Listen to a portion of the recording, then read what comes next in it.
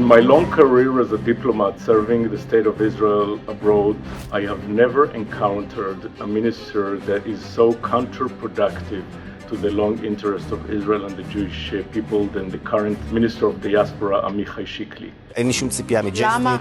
תאמין לי, אתה מדבר, זה ארגון עוין שפוגע באינטרסים של מדינת ישראל, אם זה בגרעין האיראני, אם זה בשרים במשימה. זה שג'ייסטריט, כן, עושה עריכה בפוטושופ ושולח את זה כדי לטרפד פגישות ודברים כאלה, ארגון שמי שתקצב אותו $1,000,000, וג'ורג' סורוס אין מה לפנות אליו. What he said about J Street and about Soros are not just incitement legally, but it's also showing how much ignorant he is about where most American Jews are. And it is very, very problematic that the person who, this is his job to understand American Jews, is so wrong.